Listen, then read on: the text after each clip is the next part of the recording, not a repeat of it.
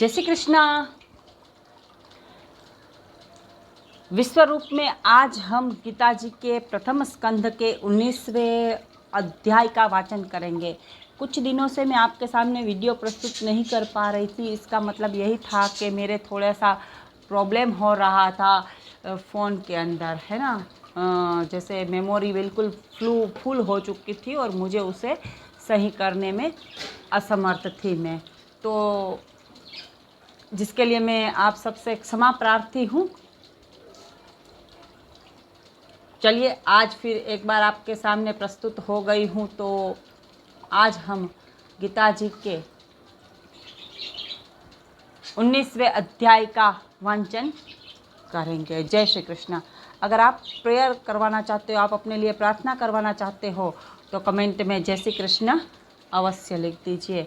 मेरे श्याम सुंदर आप सबका कल्याण करे। वैसे मैं जो घर के अंदर पढ़ती हूँ, ऐसे ही जनरली उसमें तो मैं प्रथम अध्याय आ गई हूँ चतुर्थ स्कंध का, परंतु आज मैं आपके सामने फिर से वहीं से शुरू करती हूँ। 19वां अध्याय और स्कंध नंबर 1 है ना, जिसका 19वां लास्टवां अध्याय है, जो मैं आप सबके सामने पढ़ूंगी। आप कमेंट करवाना चाहते हो तो जय श्री कृष्ण, और जिनके लिए चाहते हो उनका नाम लिख दीजिए, ठीक है।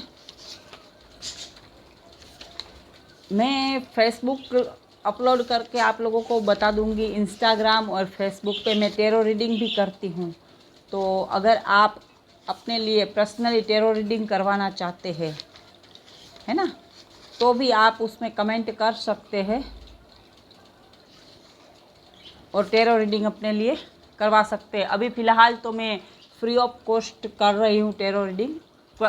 ओनली फॉर एक क्वेश्चन का जवाब फ्री में दूंगी, तो वो मैं जब शुरू करूंगी तो आप लोगों को इन्फॉर्मेशन दे दूंगी। चलिए शुरू करते हैं। 19वां अध्याय। बोले भगवान श्याम सुंदर की जय हो। सुत जी ने कहा है, सौनकादिक राजा परीक्षित शिकार से लौटकर अपने किए हुए अधर्म पर चिंतित बैठे हुए इस प्रकार विचार कर रहे थे कि मेरे बाद में जो होंगे वे मेरे अधर्म का हाल सुनकर विप्रो एवं मुनियों को अपमान करने से नहीं डरेंगे। अतः मेरे इस पाप के कारण यदि वे मुझे शाप दे देते अथवा किसी अन्य तरह से मेरे प्राण चले जाते तो मुझे इतना दुख ना होता, क्योंकि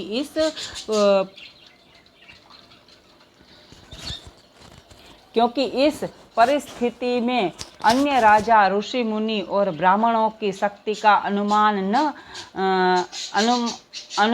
कर उन्हें दुख तो नहीं पहुंचाते।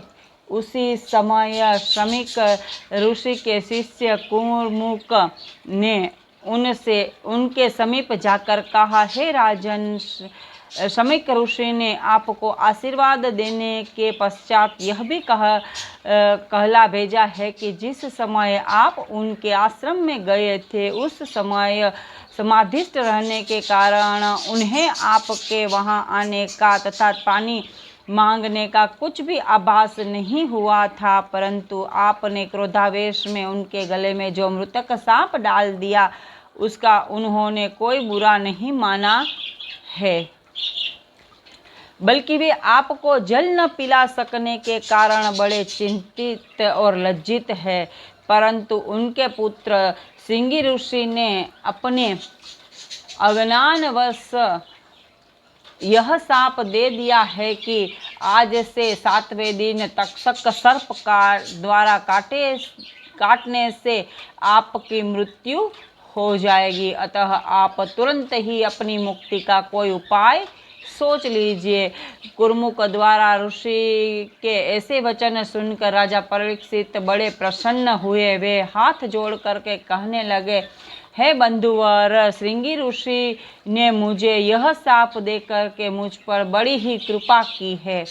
अब तुम जाकर के ऋषिश्वर से विनंती करके मेरे प्रणाम कहना। तत्पश्चात राजा को यह दुख होने लगा कि जय श्री कृष्ण, इस अधर्म के बदले यदि मेरे प्राण तुरंत निकल जाते तो वह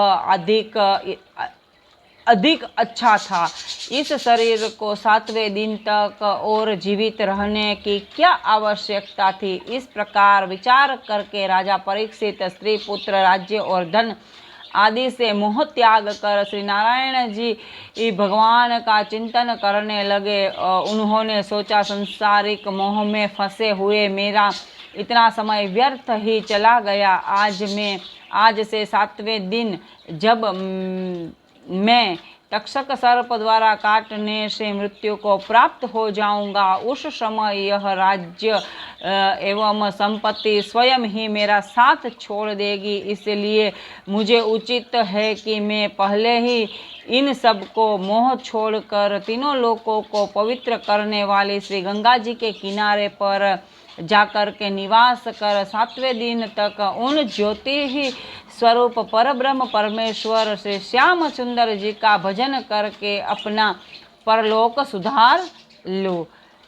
ऐसा निश्चय करके अपने 14 वर्षीय पुत्र जन्मेजय को राज तिलक कर सिंहासन पर बैठा कर तदंतर मंत्रियों को बुलाकर कार्य सौंप कर जन्मेजय ने कहा, हे पुत्र, तुम गो ब्राह्मणों की रक्षा करना और प्रजा को किसी प्रकार का दुख मत पहुंचाना। इतना कहकर राजा परीक्षित ने राजर्षि आभूषणों को उतार डाला। तदंतर वे एक कौपीन धारण कर गंगा तट पर जा पहुँचे। उस समय राजा ने ब्राह्मणों को बहुत दान दिया। वे राजा के पीछे पीछे गंगा तट पर जा पहुँचे। राजा हरिद्वार में गंगा तट पर उत्तर दिशा की ओर मुख करके बैठ गए और अपने मन में यह संकल्प कर लिया कि मेरी आयु के जो 7 दिन बाकी रह गए हैं उनमें मैं किसी प्रकार का अन्न जल ग्रहण नहीं करूंगा। राजा का यह समाचार जिसने भी सुना वह अति दुखी हुआ। इधर राजा परीक्षित भगवान श्याम सुंदर के चरणारविंदों का ध्यान कर अपने हृदय में विचार करने लगे कि ये 7 दिन यदि सत्संग में व्यतीत होते तो बहुत अच्छा था। राजा के श्राप का हाल सुनकर ऋषि मुनि भी अत्यंत उदासित हो गए थे। उनमें से अत्रि, वशिष्ठ, च्यवन, अरिष्ट, नेमि, भृगु, अंगिरा, पराशर, परशुराम, मेघा, तिथि, देवल, पिप्लायन, भरद्वाज, गौतम, मैत्रेय, अगस्त्य, वेदव्यास, विश्वामित्र, कात्यायन, वामदेव तथा जमदग्नि आदि अनेक ऋषि और महात्मा गण राजा परीक्षित को धर्मात्मा समझकर उनसे भेंट करने के लिए गंगा किनारे पर जा पहुँचे। राजा ने उन्हें देखते ही दंडवत किया।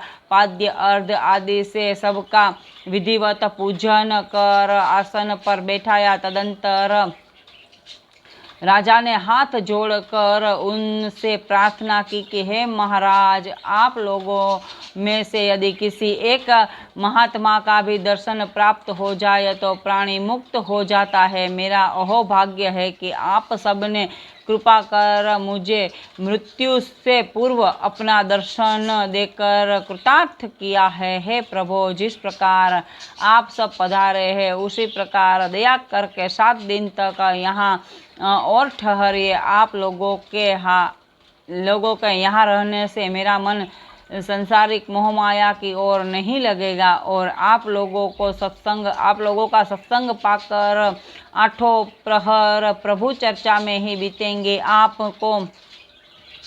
आप लोग निष्काम भाव से मेरा भला सोचकर ही यहाँ पधारे हैं, अतः आप लोग मुझे कोई ऐसा उपाय भी बताइए जिससे मैं इन 7 दिनों में के भीतर आवागमन से छूट जाऊं। राजा परीक्षित की बात सुनकर उनमें से एक ऋषि ने कहा कि हे राजन, तीर्थ स्नान का बहुत पुण्य कहा गया है, अतः तुम वही करो।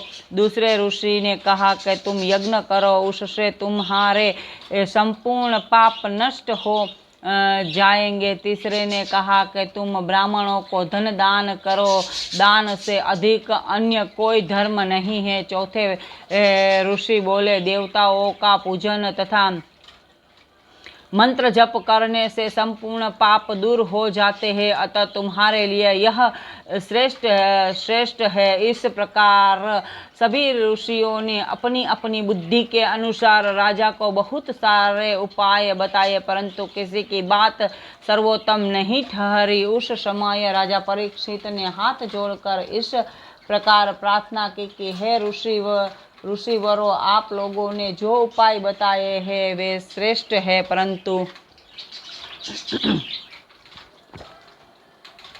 जय श्री कृष्ण।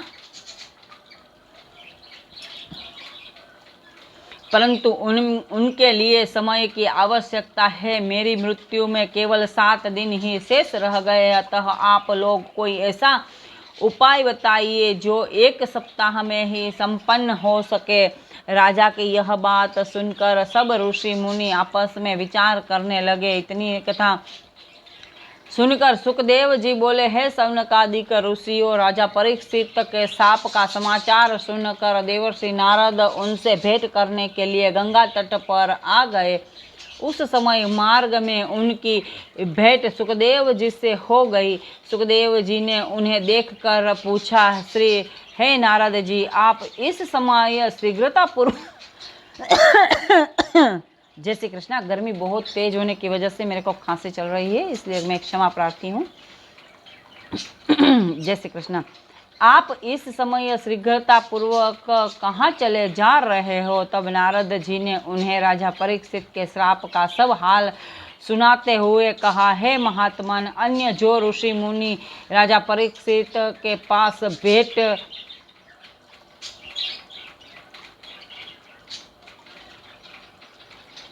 भेंट करने के लिए गए हैं, वे राजा को मुक्त होने के लिए तपदान और धर्म कार्य करने की बात सुनाते हैं, परंतु राजा परीक्षित इन थोड़े दिनों में किसी कार्य को भी संपन्न नहीं कर पाएंगे। इसलिए आप कृपा कर राजा परीक्षित के पास चलिए एवं उन्हें श्रीमद् भागवत का सप्ताह पारायण सुनाकर भवसागर से पार कर दीजिए। श्री नारद जी की बात सुनकर श्री सुखदेव जी ने राजा के पास जाना स्वीकार नहीं किया। तब नारद जी बोले, हे सुखदेव जी, मार्ग में आते समय मैंने एक दृश्य देखा था कि एक नेत्र वाला एक मनुष्य एक कुएं के समीप बैठा था। उसी समय एक अंधा आदमी उस स्थान पर आया और कुएं में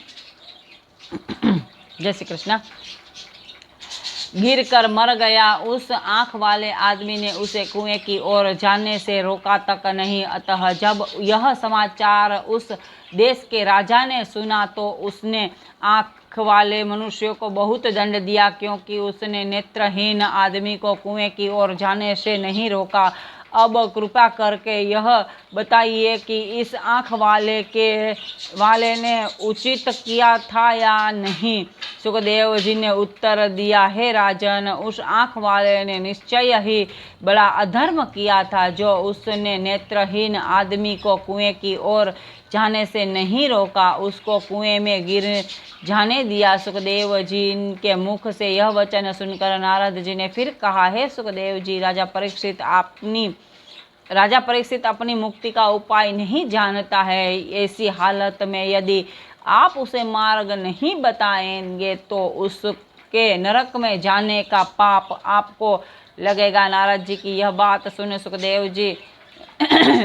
सुखदेव जी ने जय श्री कृष्ण राजा के पास जाना स्वीकार कर लिया और बोले, हे नारद जी, आपके विचार अनुसार अब मैं चलने के लिए उपस्थित हूँ। आप तब तक चले, मैं भी पीछे पीछे आ रहा हूँ। यह सुनकर नारद जी प्रसन्न होकर होकर श्री सुखदेव जी से विदा मांग कर राजा परीक्षित के पास चले गए। सुत जी ने कहा, हे ऋषियों, जिस समय संपूर्ण ऋषि मुनि राजा परीक्षित के लिए 7 दिन के भीतर प्राप्त होने वाली मुक्ति का उपाय सोच रहे थे, उसी समय 15 वर्षीय आयु वाले परम तेजस्वी परमहंस सुखदेव जी राजा परीक्षित के पास दर्शन देने पधारे। उस समय राजा परीक्षित के मन में यह संदेह उत्पन्न हुआ कि इस वयोवृद्ध ऋषियों के बीच महाराज परीक्षित जी सबसे कम उम्र के हैं। तब यह क्या कारण है जो सभी ऋषि मुनियों ने उन्हें अत्यंत आदर पूर्वक सबसे ऊंचे आसन पर बिठाया है? हाँ, उसके तेज से तो अवश्य ऐसा मालूम होता है कि ये गुण में सबसे अधिक है। ऐसा मन ही मन विचार कर राजा परीक्षित ने सुखदेव जी महाराज को दंडवत किया। तदंतर हाथ जोड़कर बड़ा विनम्रता से बोले, हे कृपा सिंधु, इस समय जबकि मैं इस गंगा तट पर आया हूँ, तब आपने बड़ी कृपा करके मुझे अपना दर्शन दिया है। यह मेरे अहोभाग्य से ही हुआ है। अतः अब आप मेरे परलोक सुधारने का अति उत्तम उपाय बताने का कष्ट करे। इतनी श्री श्रीमद् भागवत प्रथम स्कंदो समाप्तम। बोले भगवान श्याम सुंदर की जय हो। मुरलीधर माधव गोविंद गोपाल की जय हो।